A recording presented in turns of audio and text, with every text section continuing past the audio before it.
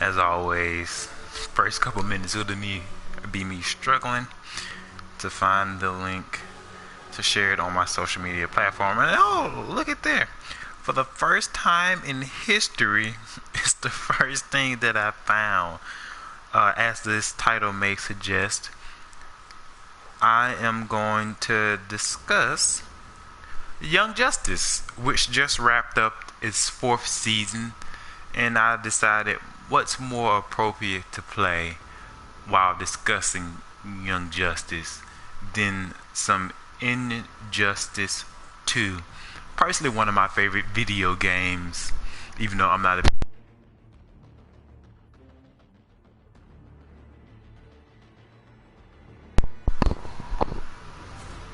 I just ripped my headphones out. But personally, one of my favorite games, even though I'm not a big fan of the, I don't know what you call it, arcade style fighters, where it's not a 3D platform. So, with me saying that, you will see that I'm not like a master at this game. Not really good with the combo systems or stringing attacks together. But oh well, and with me playing this type of game, you probably will hear a lot of clicking of buttons in the background, but that's neither here nor there, because we all know why we tune in to this channel, and that's to hear me talk in lieu, I'm gonna use in lieu instead of substitute, in lieu of tuning in to the podcast Vicksburg to MPLS, the Mississippi, found wherever you stream your podcast. And today or tomorrow, I know I've been saying this for the past couple episodes, but I'm really gonna do it because I sat down and I put together myself a little schedule. But today or tomorrow, I'm gonna edit 3 episodes. I think I'm gonna do it tonight. I'm gonna edit 3 episodes, one being with Andre, one being with Whitney, one being with Jamar James, and I'm gonna have them ready for distribution on tomorrow so you all can listen to them. And probably Injustice, hey, pun in not intended but intended, but to do them justice, probably everything that I do from now on, I'm gonna promote those 3 particular episodes, because I have been holding on to them for a while and I was supposed to binge release them, but this thing that we call life caught up to me just a fair little bit. But again, that's neither here nor there. Just laying out some groundwork or some preliminaries before we get into the action.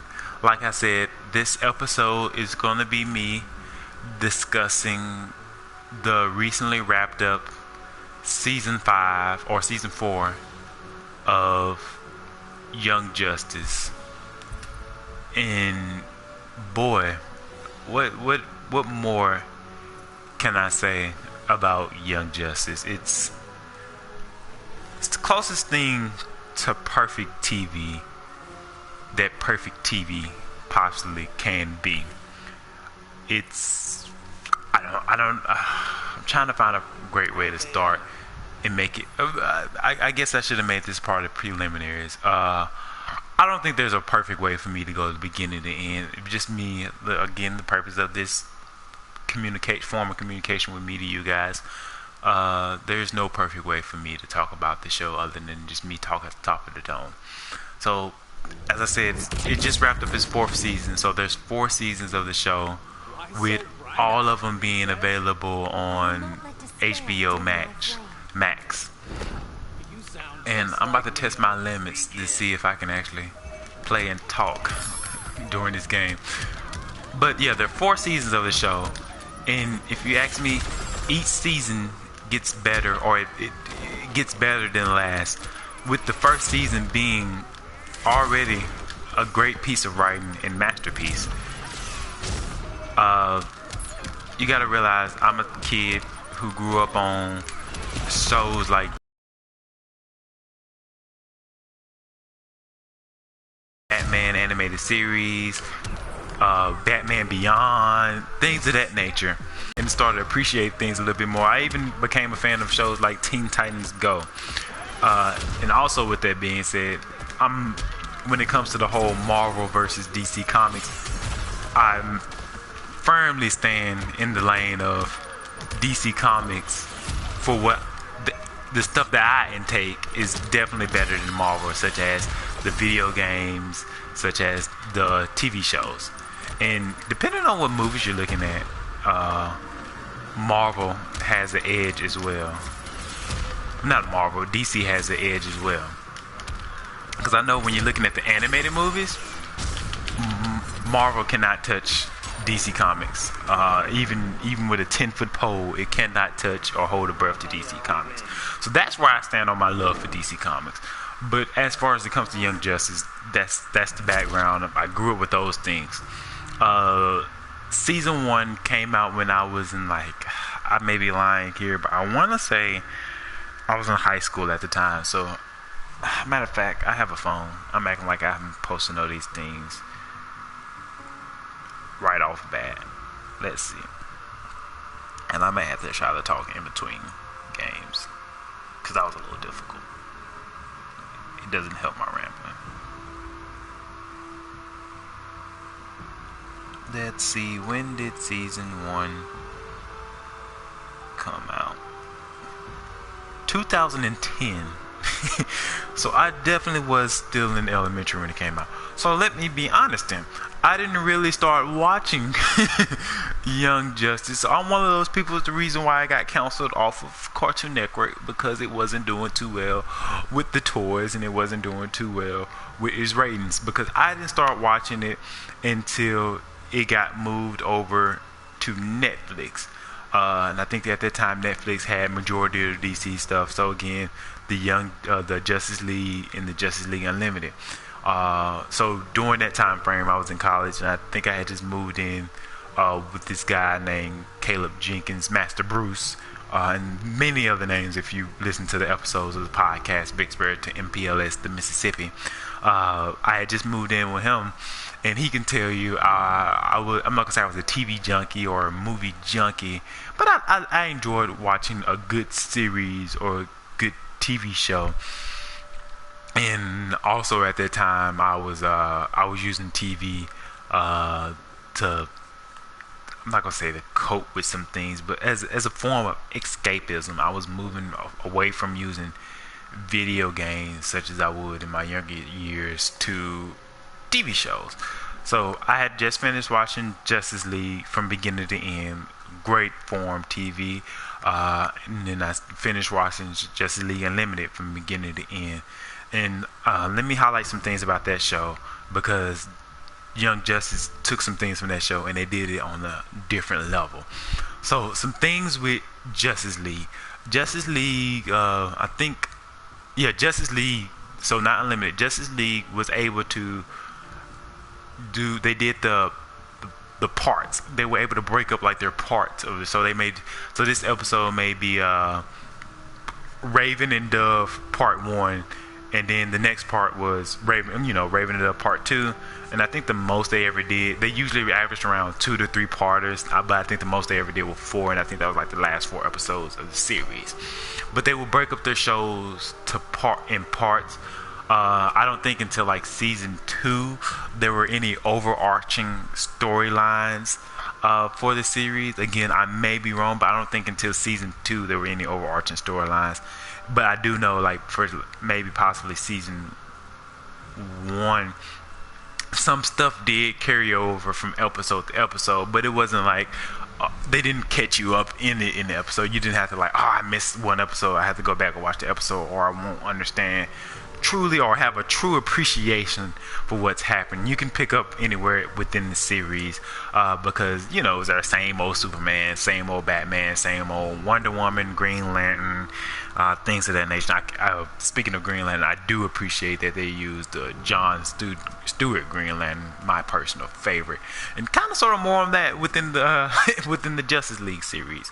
But that's why I took from Justice League series. They were able to do the parts and break it up to like, okay, this means something. They were able to tell a story within a story. So Justice League Unlimited, they introduce more of the heroes. So like the title suggests, quote unquote, we're unlimited with heroes. We're bountiful with heroes. Every time you turn your corner, there's a new hero. I was introduced to people that I personally never would have looked up on my own. Again, like I said, I'm a DC guy, but I'm not one of those guys who bought the comic books and things of that nature. If it wasn't in any form of quote unquote popular media, I wasn't too familiar with it. So if it wasn't on some kind of TV show, if it wasn't involved in some kind of video game, if it wasn't involved in some kind of movie, I wasn't too familiar with that person. Again, I've always been a quote unquote internet or Google junkie. I would find myself diving down rabbit holes, so I would look up Flash and find out, oh, he has a rogues gallery and he has this and this alternate version. Oh, and then while doing that, I may discover, oh, there's a thing, it's Kid Flash, who wasn't really featured on any of the popular shows, but I would discover that. But if it wasn't branching off, if it wasn't too far from the branch of the main thing, I didn't know it. So Justice League Unlimited introduced me to some people I particularly became fond of, such as Captain Atom, such as The Question. As I've gotten older, The Question has become a favorite of mine. And this is going to sound weird, forgive me, because I know he was featured in the first episode of season 2 of first episode of Justice League Unlimited, but I wasn't too familiar who Green Arrow was either. But even people like that, and I know he's a main staple. So all that to say about Justice League Unlimited, I think with Justice League Unlimited, they were able to introduce a multitude of characters while still having their core from Justice League, but make us care about many different characters. Make them they weren't fully developing, but they were developing enough to where, like, oh, this episode is going to feature this character. This episode is going to be maybe a Wonder Woman, Hawk Girl, but for some reason they're going to be bringing Shining Knight with them, and we're going to learn, like, oh, Shining Knight's pretty cool. So they were able to introduce many cool characters, and to me, they were able to, like, oh, they're flexing their muscles. They're like, all their characters within the DC comic universe are pretty darn cool and awesome, and they also feature a lot of cool villains. Again, now on the villain side, I wasn't too familiar. If you weren't on Teen Titans or Justice League, I wasn't too familiar with you, so it was cool to learn about, like, Vandal Savage and Brainiac and Major Mala, things of that nature. I know I may have just jacked up his name, and then learn some of their basic origins. So we're gonna play another game, and I'm gonna try to talk through it a little bit or transition to Young Justice. So we're gonna start with Young Justice season 1.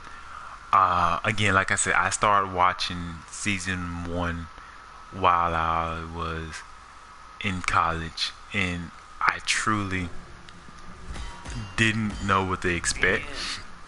I think with season 1, even though it was on the Netflix, oh gosh, Lee, Wonder Woman's beating my butt. Even though it was on Netflix, I still kind of sort of watched it in episode format. I didn't binge it too much, because, you know, with school, trying to do schoolwork, and I was RA, things of that nature, so I didn't have too much time to really binge watch it, other than like on the weekends and stuff. And then to make sure I was fully understanding what was happening, I would very often rewatch episodes to get a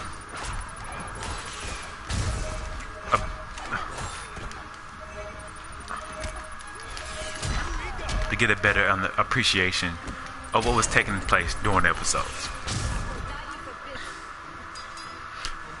And I'm not gonna lie to you, when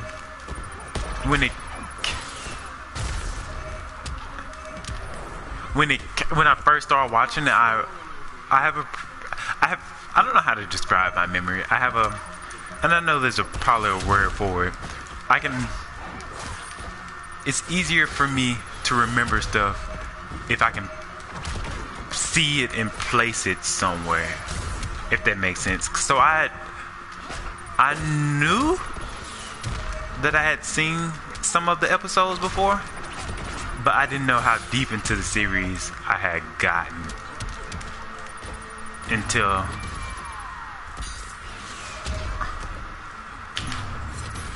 I need to be here. Okay, I didn't know how deep into the series.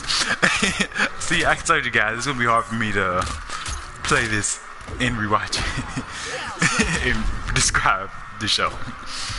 It was a folly on me. I should have chosen another game, but this one made the most sense. But no, I didn't realize how deep into the series I had gotten into until I started rewatching it, and I think I had watched like half of the first season.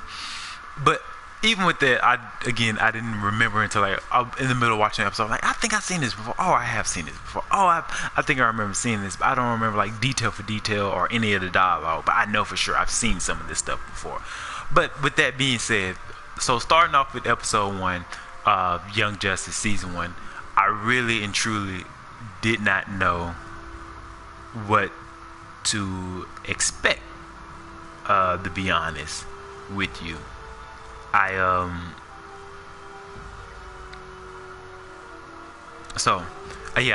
didn't know what to expect from season 1. I didn't really remember who were the main characters.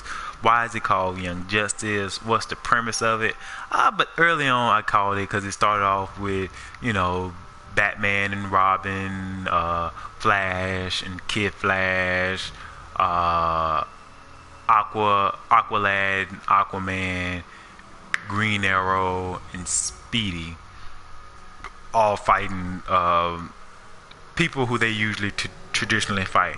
I'm like, okay, yeah, I remember why they call it. I was watching, like, oh, okay, I remember why they call it Young Justice. They call it Young Justice because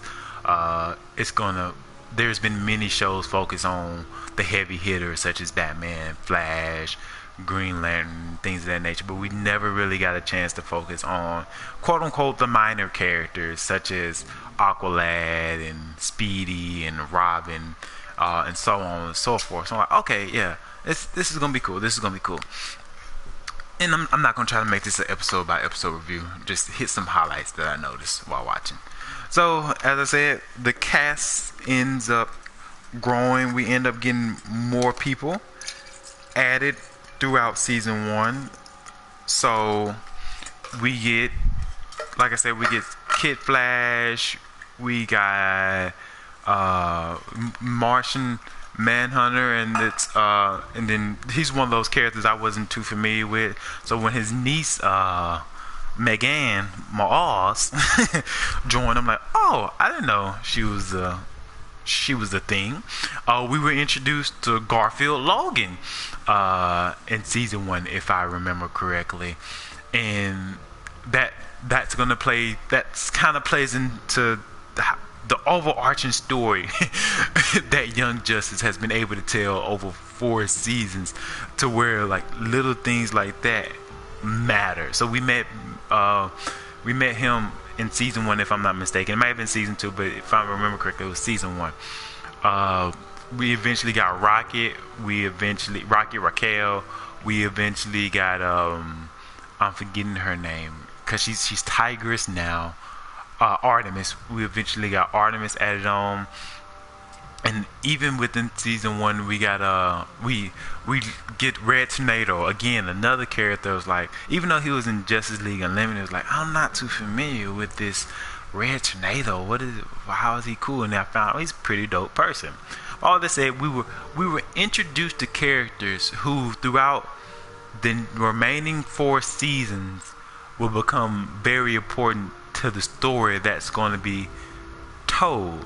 So my best way to describe season 1 of Young Justice, or in the breakup Young Justice in a way, season 1 and partially season 2. So I'll put it like this: season 1, I'm not gonna say it's a replica, but season 1 reminds me a lot of Justice League. Season 1, of course, since it's the first season, it established their characters, it established their motives, it established their drives, it established like, okay, Robin, this is what he's afraid of, this is what he could potentially grow to, but if he doesn't hit that growth area, this is what he potentially can become and what type of person he's likely become, whether good or bad, one way or the other. So things of that nature is what season one. It was like any good season one. It just established everything, but it didn't. It gave it to us like an educated audience. So it educated us, but it didn't educate us like we were starting from ground zero. They were hoping we had some kind of knowledge, like, okay, we're not going to tell you that this is the Dick Grayson Batman or this the Dick Grayson Robin, yada yada yada. No, which they eventually did. I mean, if you didn't know, because they call him Dick or whatever, but they eventually gave us some of his background in a particular episode, but they didn't like beat us over the head and spoon feed it to us. They treated us like a very knowledgeable audience, and I think and that's something that they eventually got stronger at. They just started treating the audience like, okay, our audience are quote unquote comic book fans, or they're in the process of becoming comic book fans, so they're going to do their own research, or they're going to know some things off the bat, so we don't have to spoon feed it to them or break it down one by one, like why this person is bad or who this person truly is. So that's something I appreciate about it. And again, if I didn't know something from season one, I always would go back to the Google machine and I would look it up. But yeah, so season one, that's what season one did. It just established everything very, very well. Season one wrapped itself up with a bow pretty nicely. If I'm trying to see, season one wrapped up pretty nicely. Let me see if I can look up the last episode. I may be wrong, but I think it did, because I think they didn't know if season one, like any other show in its first season, they didn't know if season one would be the last season. Let's see.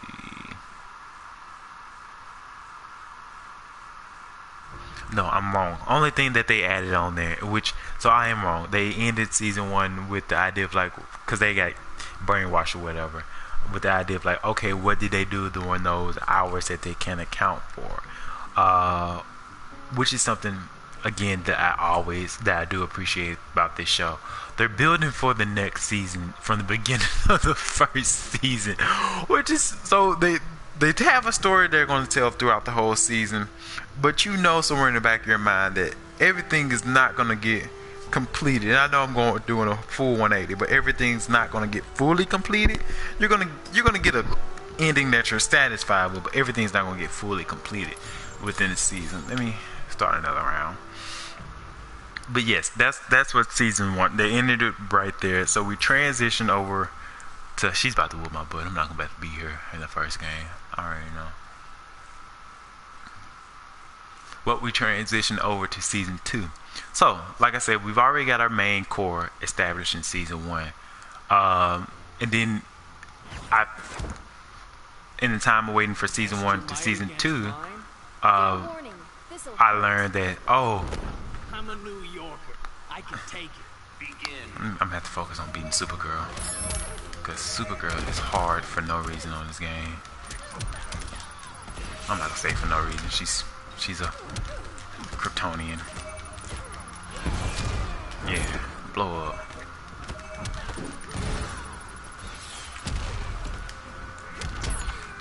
I used to know how to do his thingamajig. Oh, that's cheat.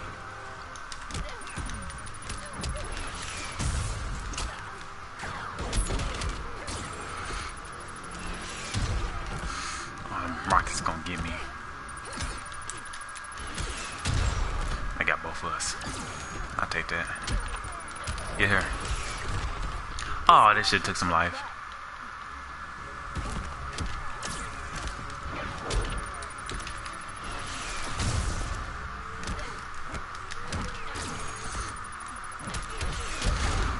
Get her. Oh, I'm about to lose. Next I can pull this off. I'm sorry, I got him.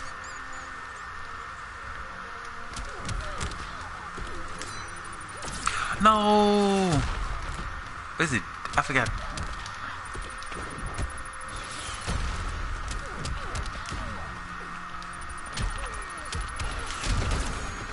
shit here.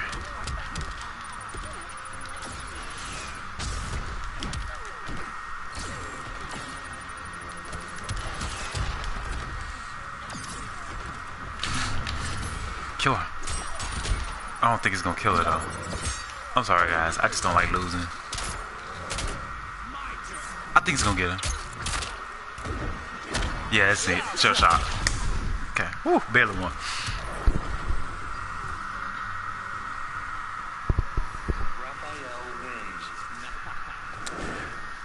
So, after I barely win this game, and I know I'm doing a poor job explaining it, but I just want to talk about it with somebody, even though I'm not doing a very great job of talking about it. Oh well. But as I was saying, so we get into season 2.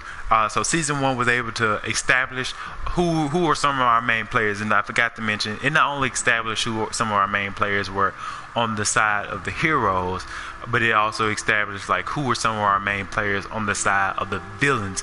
And that becomes very, very important because unlike with most shows or most shows in this cartoon format, it wasn't like, okay, season 1 this is our main villain, season 2 this is our main villain, season 3 this is our main villain, season 4 this is our main villain, and we're gonna sort of like I'll say the Marvel Thanos build up, and then we're gonna build it all up for eventually maybe in the final season Darkseid's gonna come, and that's when they're gonna fight Darkseid. Even though again I'm getting a little ahead of myself, I think that's what they're potentially doing, to where when the season finally comes to the end, that's who's gonna be the main person that they fight, Darkseid, and that's what's gonna end it all, Darkseid versus the people from the heroes from Earth. But again, I got ahead of myself. But what they do instead when it comes to the villains is, or what they did was, so they gave us all our main villains and who they were and why were they our main villains and why they're important to the story. And with each season, even though there may be a new villain to take the face or that steps to the forefront, that's the word I'm looking for, that steps to the forefront of the villainy scene, the other villains are still working in the background, still working to achieve their plans. And when I say working in the background, it's not like, oh, they casually mention they're doing this, or the heroes casually. No, we still see them. They're still active. They're still involved. They might not just be a part of the main action taking place season throughout season. So, as we move forward to season 2, which you can, in my opinion, is just season 1 part 2. If you want me to be honest, that's how I actually break up the show. You got season 1, you have season 2, which can technically be called season 1 part 2, because I have a hard time differentiating which season is which, and it may be because they were jumping from different platforms, because season 1 was on season 1 and 2 was on Cartoon Network, season 3 half of it was on DC Universe, the other half got moved to HBO Max, and season 4 all of it was on HBO Max. Just once you watch it, hopefully it makes a little bit more sense. Again, I'm not that great at the movie reviews and television reviews. I just know what's good and what sounds good in my head, and I have a very bad tendency of jumping around like I am now, but that's the point of the show. So season 2, finally, let's actually talk about it. Season 2, season 1 part 2.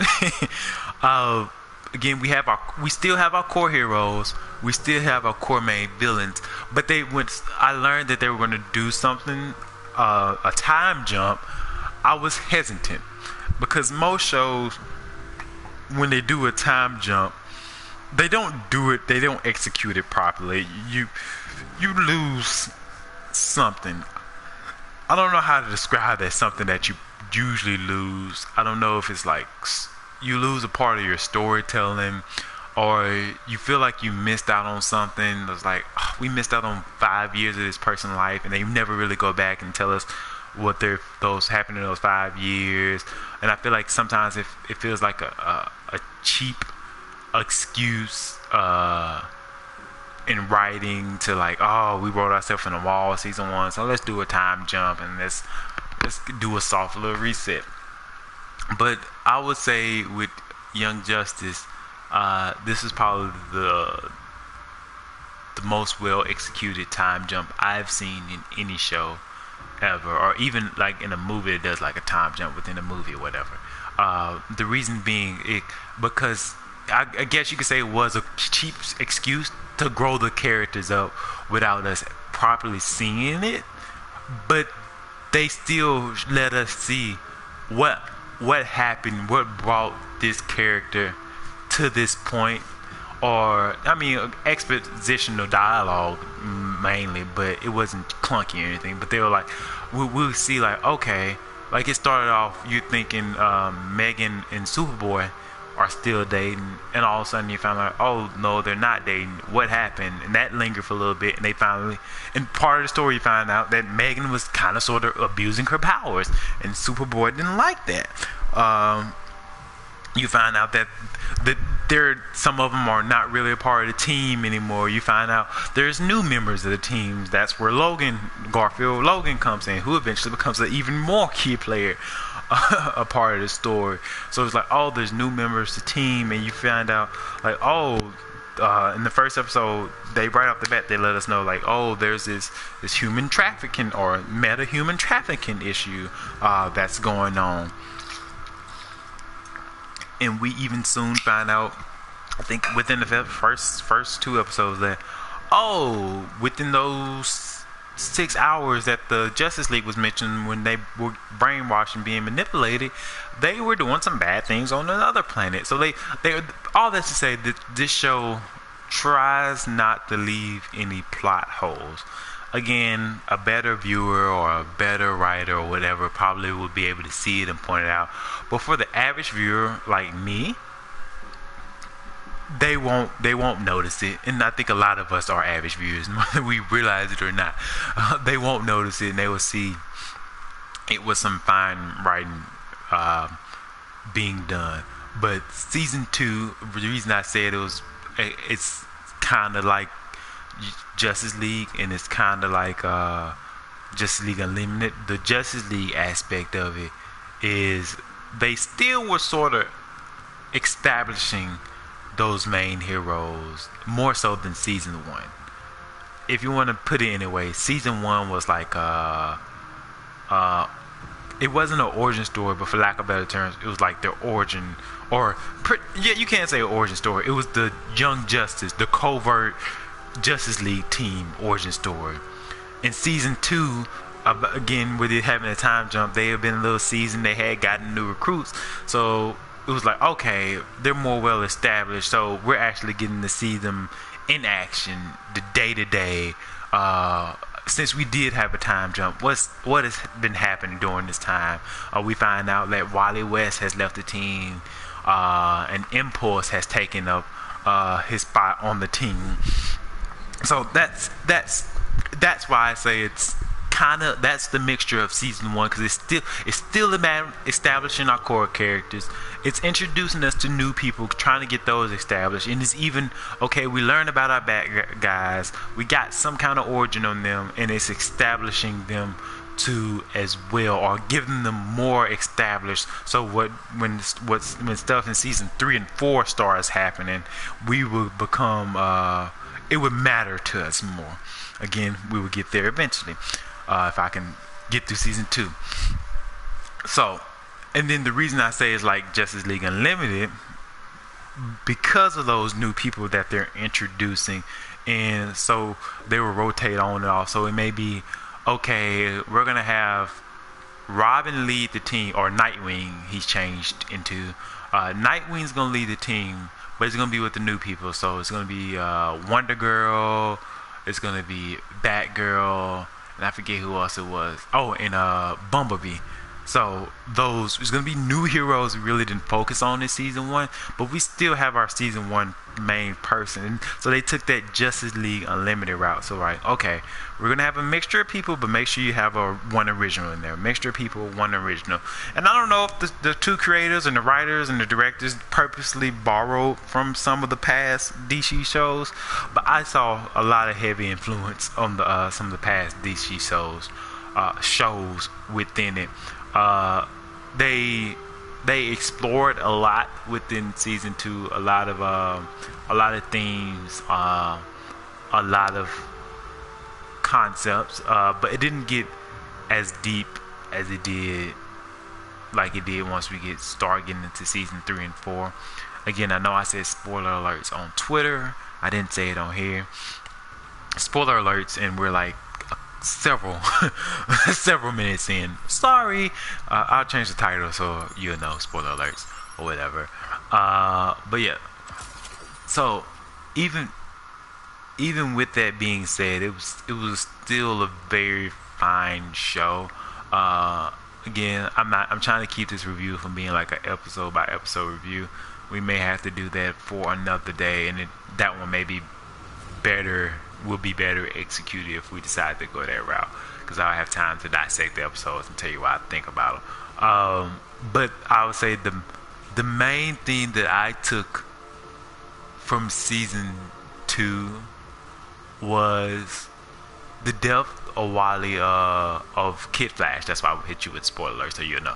The death of Kid Flash at the end of season 2. He was our first real.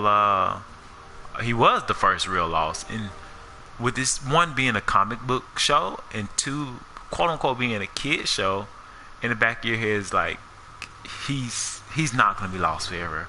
They're gonna find a way to bring him back. It's gonna play important. And again, another spoiler alert: he's not back in season 3. He's not back in season 4.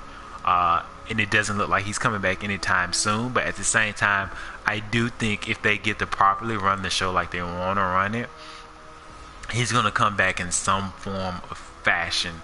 I think the Flashpoint is going to play a role in the show. I don't know when or how, but I feel like Flashpoint is going to play a role in the show eventually. But they deal with matters like, they really didn't deal with it in season 2. Again, that's one of those things, we were introduced to it in season 2. We didn't have to start dealing with it until season 3, where he started dating Artemis, and where she has to start grieving. It's like, I'm watching a television show and they're showing us someone going through the grieving process, which looked very, very realistic, to where like you just want. I mean, of course, they did some superhero stuff, I forget. It starts with a P. I keep thinking Undertaker, but they, some supernatural things of that nature that we can't do. But things, like, you grieving, you accept the loss, but you're not really accepting it. You still want the person there, but you accept things. Some very heavy stuff was dealt with in season 3. So I guess we need to eventually move on. I know I'm pretty much maybe saying the same thing over and over, because I'm trying not to spoil it. And 2, it's like it's very hard to discuss it without going episode by episode by episode, and why each episode was important to cover. What's this? Getting show must be completed. What happens? Who helps? God, the white lands are trying better than the universe. Oh, I guess my opponents. Which one is that?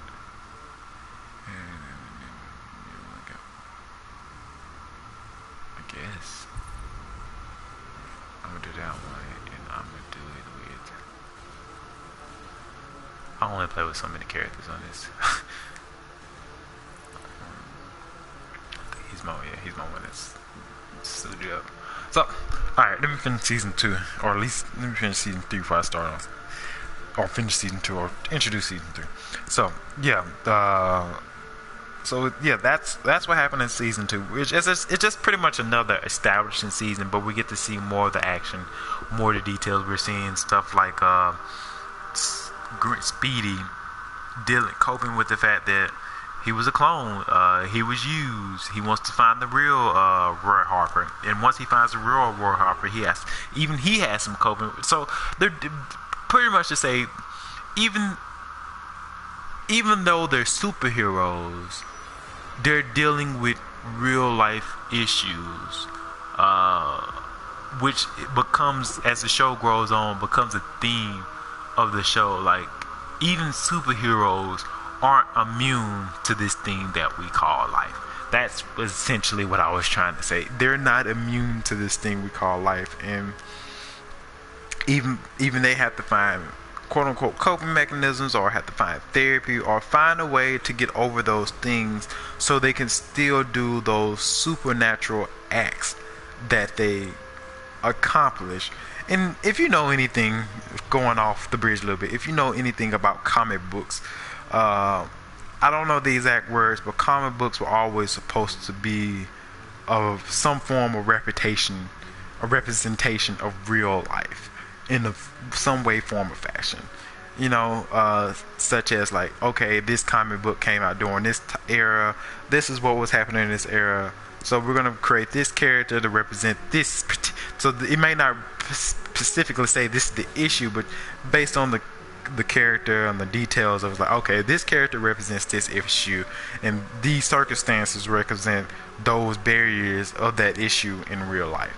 So that's what Young Justice brings to the forefront so well, and again, without beating it over your head time and time again.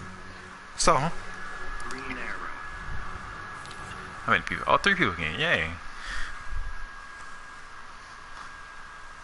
So can you not like jump or something is what they're saying? I don't know. So that's season 2 in a nutshell, poorly reviewed. That's what we should have named this episode. Poor reviews with Rocket Ishmael. What does he have on? You know, gorilla nose prints are unique. Dude, I could be gaming. Can't this be fun Let's see. and educational? Let's take another break in. Even though Ralph. Oh, that's Mikey. Oh, that's what they mean.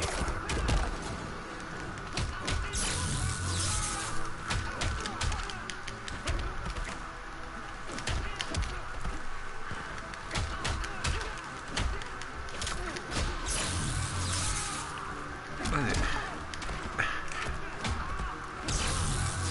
Oh my gosh.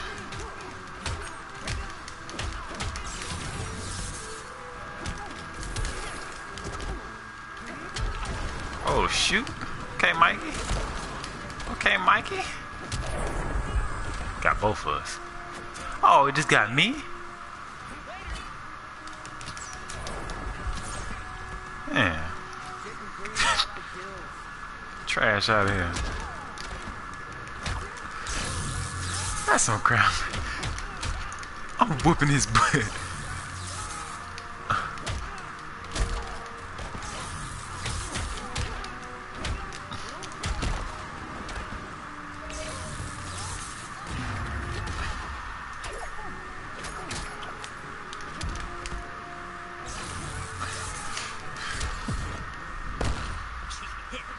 Can't beat Taekwondo.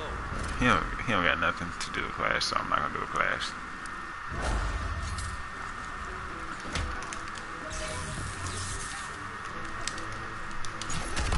Dang it.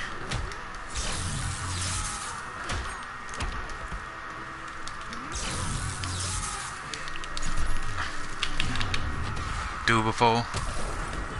Okay. Golly, this, I see why they only got me doing 3 fights. I know I got quiet doing that, but gosh. That's why I don't do these type fighting games. It's not a button mash. It's a little bit friendly of a button mash. But okay, let's take a break. Let's get to season 3, and then we're going to get to season 4 on the next fight, and then we're going to give a wrap up, and then I'll be out of you guys here, and I want to thank you guys in advance for listening. For however long you decide to listen, don't forget to listen to Vicksburg's MPLS, the Mississippi, found wherever you stream your podcast. So pretty much wherever you listen to your music, you probably can find the podcast there. You're looking for the same picture as my YouTube profile picture, essentially. And also, in case you're wondering, when's the next new episode coming out? Today, I'm going to start editing on 3 episodes. One with a girl by the name of Jemima James, one with a girl by the name of Whitney Jackson, and one with my cousin Andre Size. And I'm hoping to get those edited today and published and ready for you guys by tomorrow, Sunday, June the 12th. So, we're on to season 3 of Young Justice, and season 3 is when I noticed a positive shift, a good shift in the show. I'm not saying anything that was happening in season 1 was bad, but you notice there was definitely a difference of what was taking place. Season 3, again, they still went by the same similar format as Justice League Unlimited, for the most part, to where if we were on a mission or whatever with some of the newer characters, they made sure one of the originals were with them. But some of the originals did not get that much screen time, or they did not get as much focus. So we were getting more established in some of our. We were getting to know a little bit more about some of our new recruits. And again, they did another time jump, and I failed to mention that season 2, our new recruit, was pretty much the focus of the entire season, with the Beatles and things of that nature, with the light.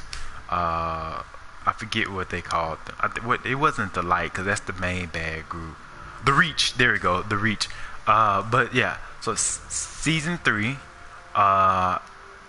it was different. Season 3 was, I guess to say season 3 was a true mixture of some of our newer people, some of our originals, and some people who weren't really even focused on that much. I'm mainly looking at you, Black Lightning. But I'm glad they introduced his character to the story. He humanized the group, even though he's a superhero, but he humanized the group, because I feel like in shows like this, or when it comes to superhero groups, you always need someone who has the view as if they were real in real life. What would us normal people say about their group, or what would some of us normal people feel about some of the actions that these people are taking, or even though they're doing good, what are some of the collateral damages that is taking place? What's the view that we're having, or what's the impact that they're truly having? Again, like I said, they're doing good, but you always have some criticizers and some critiques, and I'm not gonna say that was the whole focus of that season, but some of their practices from season 1 and season 2 was catching up with them in season 3, and Jefferson, Black Lightning, he was calling them out for it, or he called them out for it, and he brought them to the light, because some of the practices seem very similar to some of the things that the villains were doing on their end of the draw. And it was like, I understand we want to beat these guys, and I understand they have some tactics about them that it seems like there's no other way to do it, but other than, if you can't beat them, join them.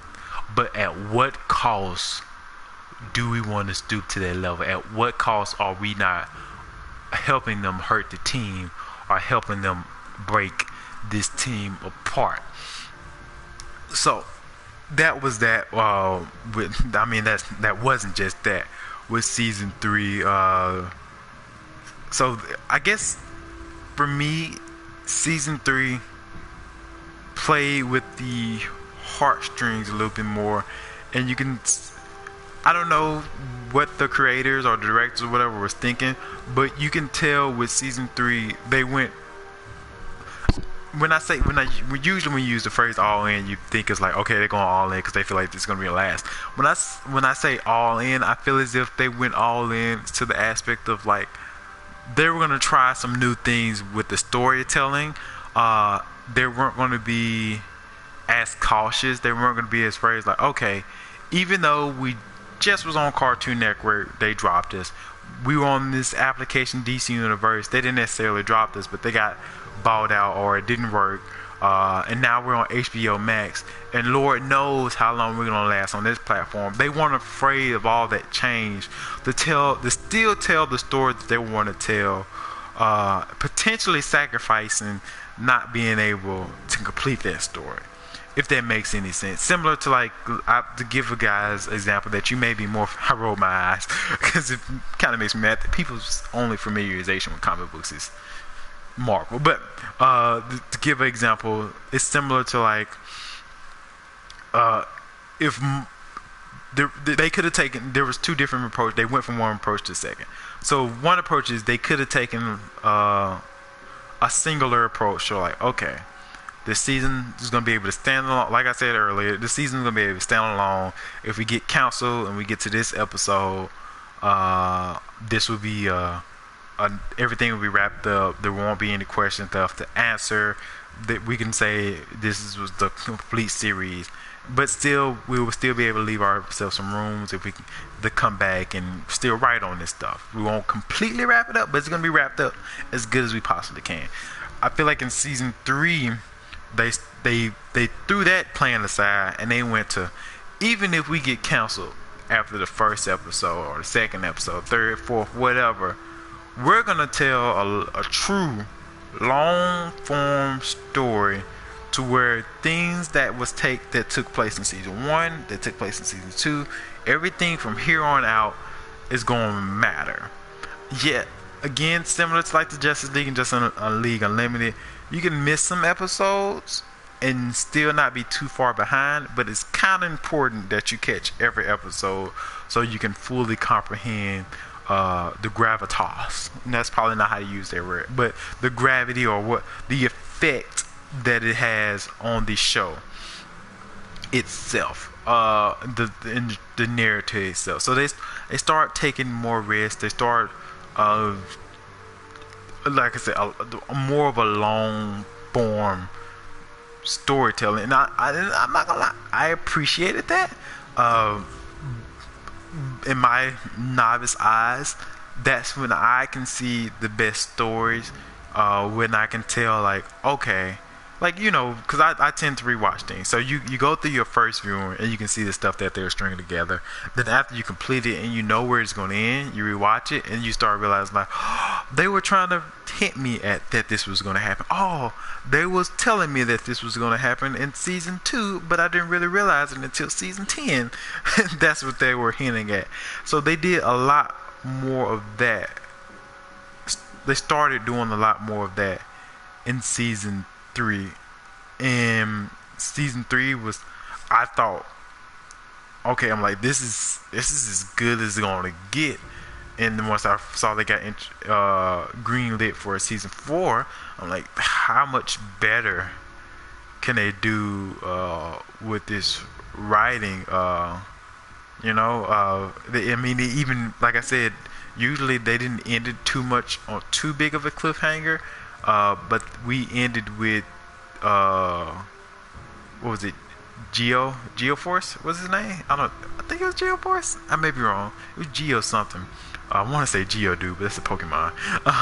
But King Breon, we ended with him not really knowing, like, what side he was on, to find out, like, oh, the same thing that controlled our villains and our heroes in season 1, they still had some controlling him now. That's what's happening. Plus, as well as some gentle mind control was happening. So it's like, oh, we can't just stop here. But again, I personally feel like the creators, like, we're not gonna tell this story.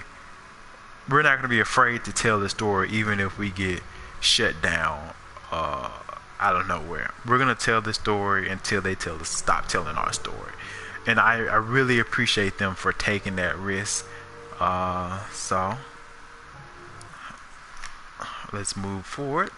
I'm not gonna move quite forward to season 4, but again, some of you may have came to see the game play, so I'm gonna give you guys some gameplay, a little gameplay. So let's get there. I left my universe for this? Of all witches, I'm the most wicked. You got me there.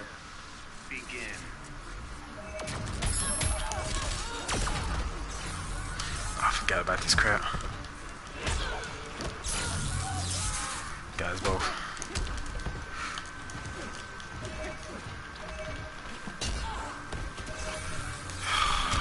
Crap. This crap gonna be the death of me. Literally.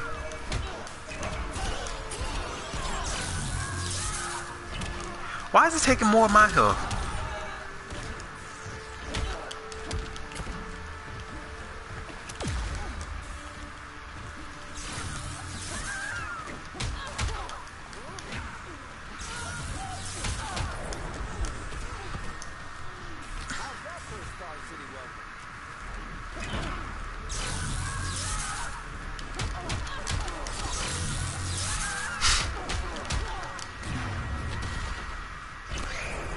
She got me. Oh.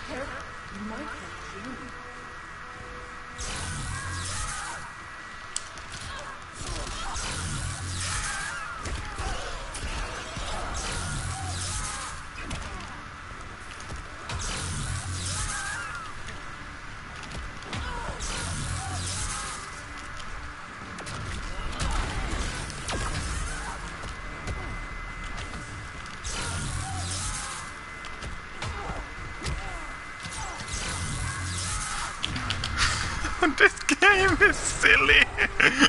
Man, I'm sorry. I'm getting quiet, but that magnet stuff is like beating my butt. But I got past it.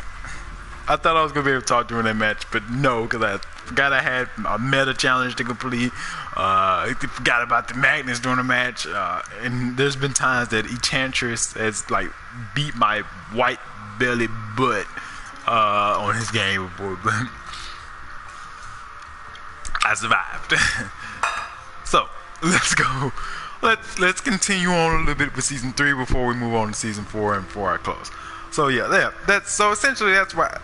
Again, I might be doing a bad job of reviewing this story and some of the heavy narratives because it really didn't. To me, it really didn't come into its own.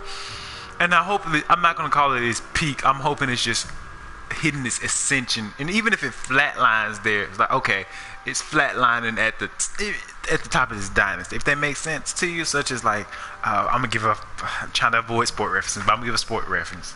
So such as like okay, the Bulls, that first 3-peat. Again, some people may argue, well, that first Bulls team that won the championship was better than the third when they won the championship. No, winning the championship is winning the championship. So I'm hoping that after season 4 is that it's like okay, they're just hitting a banger season after another banger season after another banger season, and that's why I think season 3 to 4 is doing. It's like it's getting towards. It's like okay, it's about to hit its championship run to where there's not even a question after each season if like are we gonna get greenlit for another season? But no, people are watching it, people love it.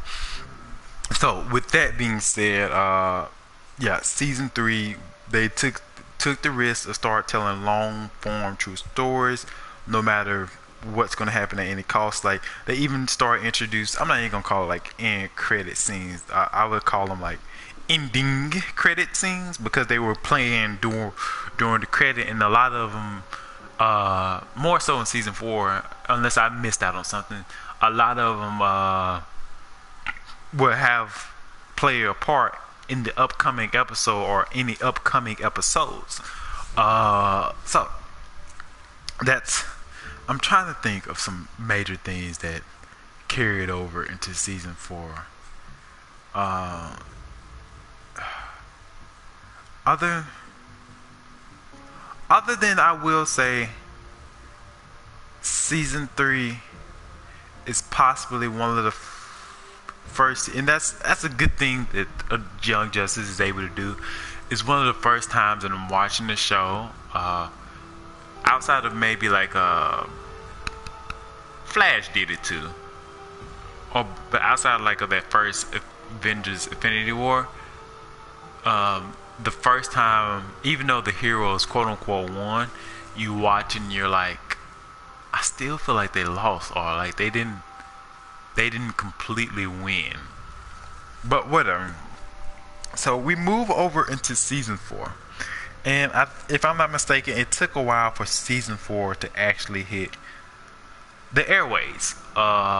It may not have been long, but in real time, but to me, it felt like it took forever because I was just eager to see what story they're gonna tell.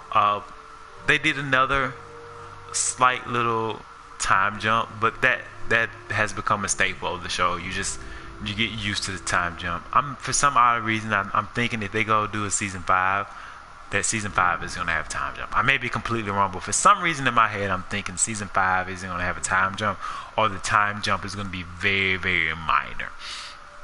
I may be completely wrong. But so we get to season number 4, and like I said, I'm eager. I'm anticipating it. I've watched season 1 through 3 from beginning to end several times, and several is a very big understatement. Multiple times I've watched season 1 through 3, so I'm just eager. I'm seeing how the show has transformed from episode 1 to the ending of season 3, and I'm just like, so what is season 4 going to offer? If it's going to look more like season 3, this show is going to be dope, but I'm hoping it keeps elements of season 1 and 2. And season 4 did something I wasn't expecting at all. It borrowed that trope of they didn't call it parts, but it definitely was like broken up into parts. And they went even further. It was like a combination of everything that they've done in the show in one. So when I say this, so they did arcs similar to like Dragon Ball Z or the Naruto. I'm becoming old. Like Naruto, they did arcs. So what I mean by how they performed their arcs is these first 3 episodes are going to be focused on who were the first 3 episodes? Yeah, these first 3 episodes are going to be focused on Zatanna. I don't think she was the first 3 either, but it's like these 3 episodes are going to be Zatanna. She wasn't. These first 3, just something about my brain, I got to get it in the right order, or at least close to the right order, at least start off right. But these first 3 episodes are going to be focused on these 2 originals, Superboy and Megan. These next 3 episodes are going to be focused on Tigress. These next couple episodes are going to be focused on Zatanna. These next ones, Aqualad. You get where I'm going. Each arc had a focus on a certain episode. But even with it, with a certain character from the original core, which I never explained. Our original core was Superboy, Robin, who became Nightwing, Artemis, who became Tigress, Megan Mars, so Mrs. Martian, Aqualad, who becomes Aquaman, Speedy, who becomes, I think Speedy becomes, he's not Arsenal. I think Red Arrow. I think he becomes Red Arrow. I may be wrong, but I feel like he became Red Arrow. I'm missing someone. Zatanna, Rocket Raquel, and you had Wally West, but like I said, Wally West is passed, and they haven't Kid Flash, and they haven't seemed like they're gonna even attempt to try to bring him back to life. But again, like I said, I'm hoping I'm wrong. So you have your original. So every single last original, again, except for Wally, got some focus within season 4. So they got some arc, but those arcs didn't live alone in a separate universe. And what I mean that they didn't live alone in a separate universe is the stuff that happened in arc 1 mattered in the story that happened in arc 2. It might not have been like major, but it was mentioned in arc 2. It was like, yeah, this just took place, or this was happening, or this is I think in some cases, like, oh, this is what's happening. Like they may have to go back in time a little bit, or this is concurrently happening at the same time. I may have just made that word up, but things of that nature. And I also feel as if as we progressed along, the overlap started getting like closer and closer together. I wish you could see my hands when I say that. So, such as Arc 1 mattered to Arc 2, but it didn't like slap right on top of each other. But Arc 2 mattered Arc 3, but it got closer together. I'm trying to find a way to explain it. So pretty much the things that happened in each arc started to become more and more important for the next arc, to where it started becoming a series again, not breaking up to, again, still individual arcs, but not really breaking up to arcs, until we're at the end, we did get back to a series as a whole, to where I think we technically ended on Nightwing's arc, but you couldn't have told or seen that it was specifically Nightwing's arc because everyone was pretty much involved again. So I guess you could say we ended on the original team's arc. But that I don't know, it was something beautiful about that type of storytelling. It was something beautiful about everything mattering. Like they split the season in half too. It was cool to see. She's not Mrs. Marvel. She's Black Mary now. Spoiler alert. She became a bad guy, but to see like, oh man, she pretty much she just quit the team or quit becoming superhero, and she got this person whispering in her head, which was Granny Goodness. I'm like, what's gonna happen to her? And we find out on like last episode, like, oh, Granny Goodness recruited her. She's with Darkseid now. So seeing stuff like that, to where everything just was matter, everything was important. Little small stuff you thought that the writers forgot about from other seasons, like, nope, we still remember that this was happening. Like, I was wondering to myself all the time, what about Breon? We ended with Breon season 3 when we're going to bring him up.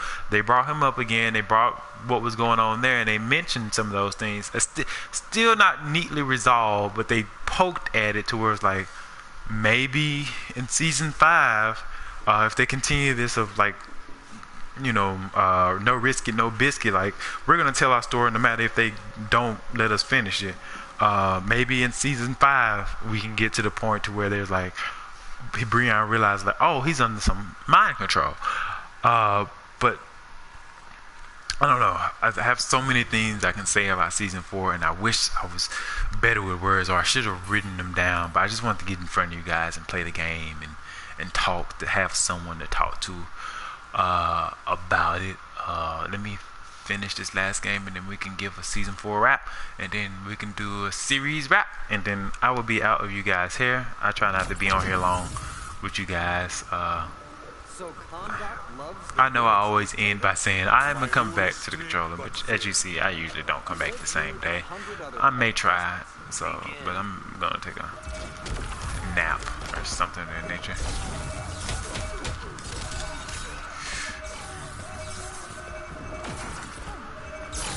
Oh, they got me.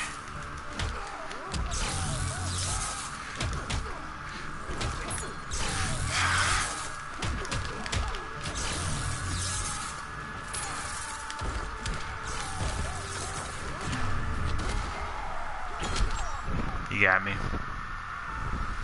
Good thing it's just the end of my... If I die on my last one,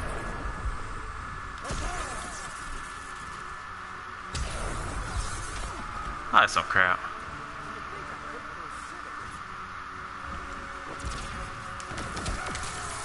Get it.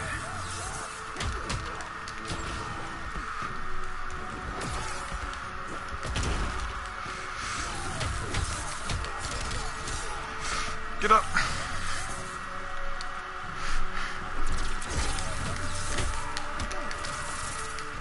Get up. Don't stop it. Don't stop it.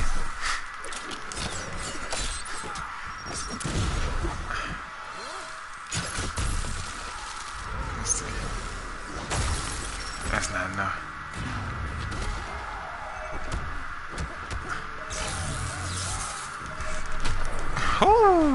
Oh, we both was gonna die. That's an evil laugh. Sorry. Oh, imagine if that would. I think that would be a popular evil laugh with a snort in it, because it would be something new. But let's wrap this thing up and put a bow on it and let you guys get on with your day. I appreciate whomever decided to peep in and watch this.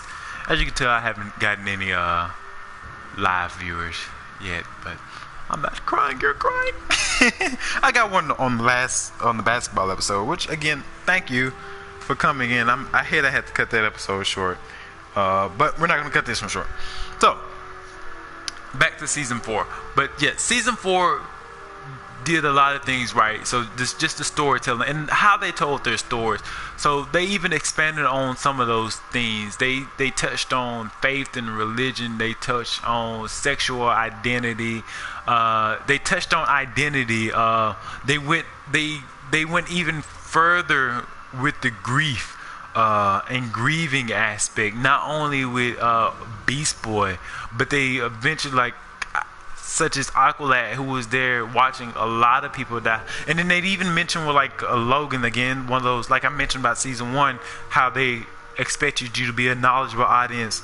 So I'm gonna go from Logan, then I'm gonna go to Aqualad. So with Logan, Garfield Logan, so Beast Boy, we watched him watch Superboy pass, and it was inferred that since he met Kid Flash, we didn't really see it on the screen, that him and Kid Flash had a good relationship. But they even mentioned him watching his mother, him losing his mother, and him losing Rita from I watch it. It's on HBO Max too. I forget the name of that squad, but him losing Rita, the Invisible Woman from. Was Rita a visible woman? No, Rita wasn't a visible woman.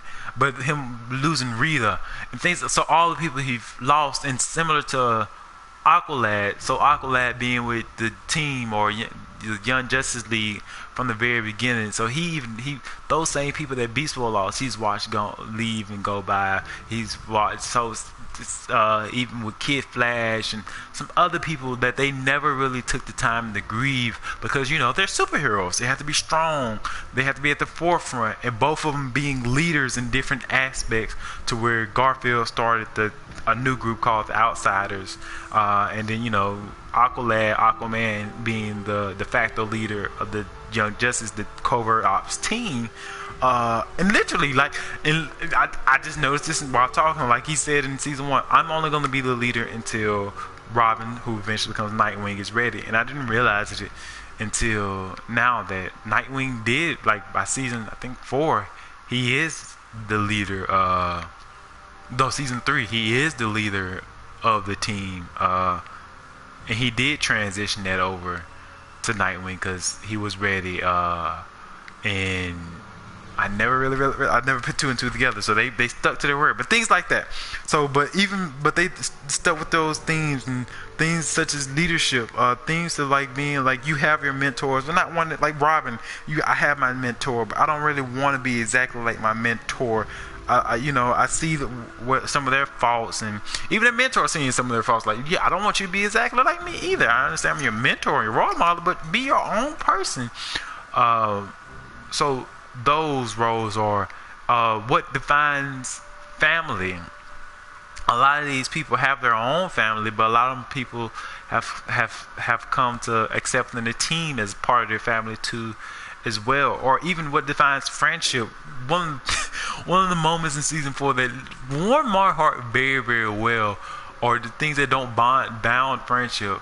Icicle Jr., who is a bad guy, who is a villain, who does villainy things, who does dastardly things on the regular or wherever. Him and Superboy first met in season 1, if I'm not mistaken. And they became cool under the rules that he was somebody else. But even after that, they still had a pretty good friendship. And then we saw that friendship still on display in season 3, when I think they were fighting, and he was like, it was EC3 or 2. He was like, hey, me and Megan got engaged, and Icicle Jr. was like, oh, congratulations, and then he finished beating them up. But all that to say, you thought that was they did that for a one-off joke. Nope. Season 4, him and Mrs. Megan Martian, Mrs. Manhunter, whatever, Woman Hunter, and whatever you want to call her. They were finally getting married, and they did an overview of the audience. He was there, but we didn't really realize until we saw him, and he was crying because he's a friend. He even though they're on different sides of the aisle, they still can communicate and they still can appreciate each other and congratulate each other. And they even did a little funny thing in the ending credit scene to where Icicle Jr. ended up catching the tossed bouquet. Partly because he's I forget the name of his little girlfriend that he has, but probably because he's gonna propose to her next, and she's a villain.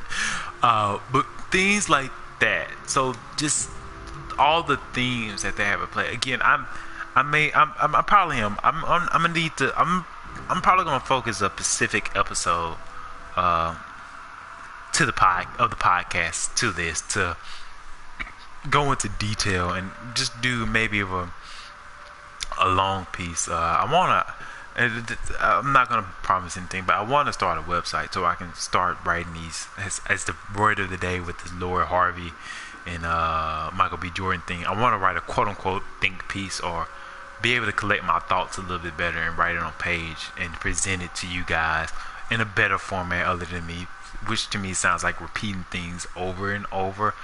But I will conclude by saying this: Young Justice, even though I may have just did it a disservice in trying to review it and describe it and go through it, is the closest thing to a perfect television show on TV to me.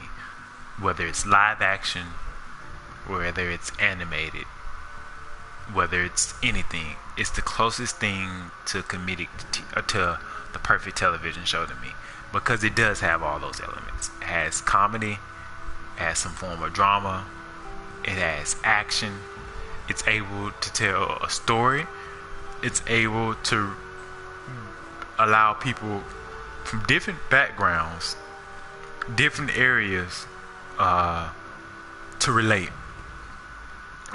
Whether you're young, old, middle of the road, poor, rich, black, white, whatever. Whether you're Muslim faith, whether you're Christian faith, whatever.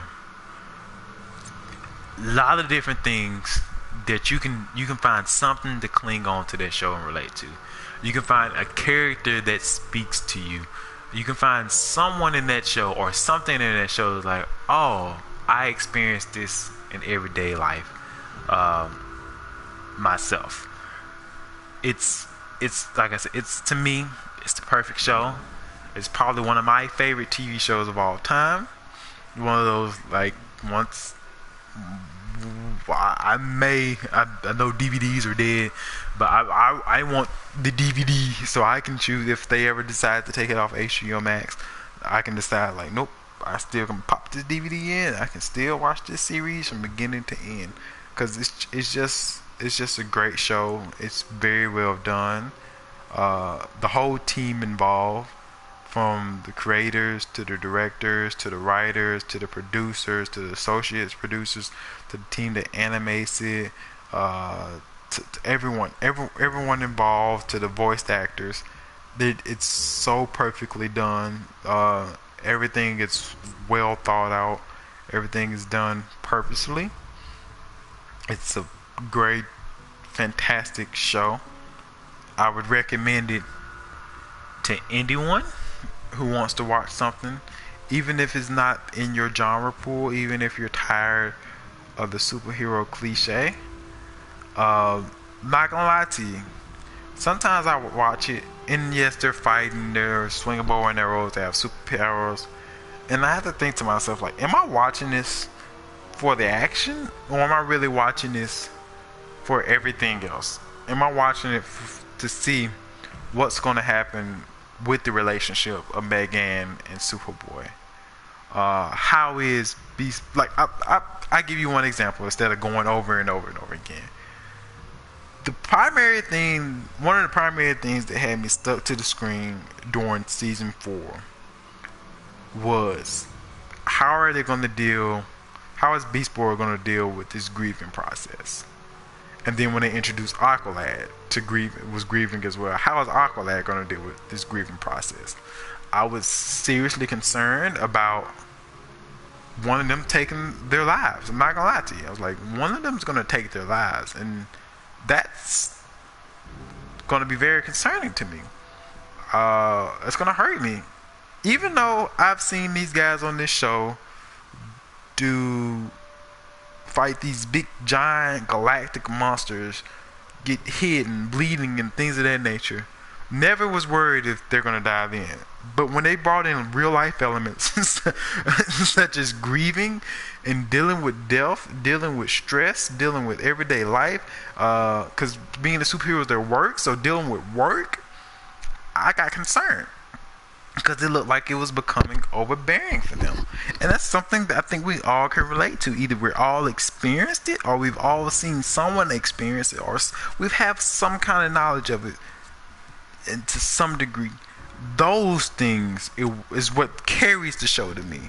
Not them being superheroes, not the supernatural element, not the action. Even though all those things are great, all those characters are great, it's the real life nitty gritty things that makes this show as great as it is, because it speaks in a way that me myself possibly couldn't go on and speak. And it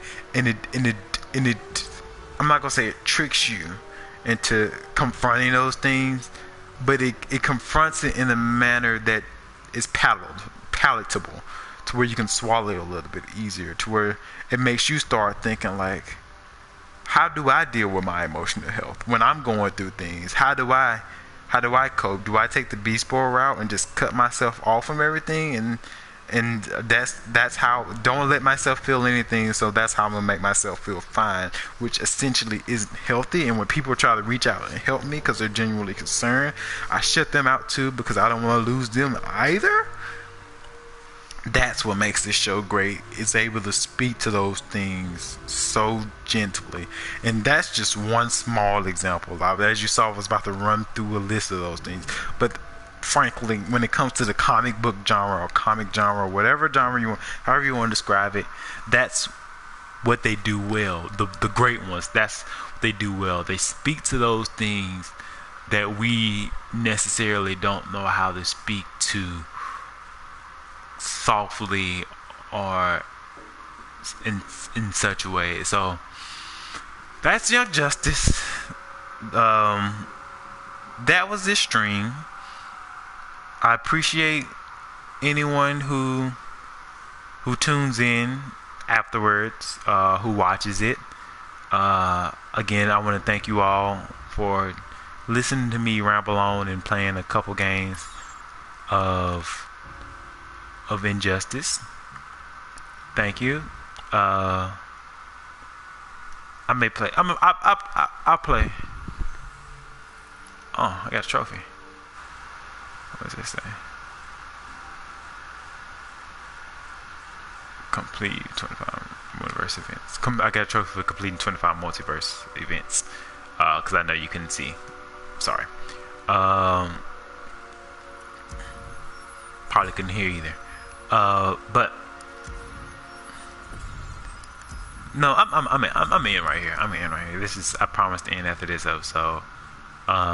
If you guys want to come back and see me actually play the game, I'll come back and play at a later date, maybe today, maybe tomorrow, another time.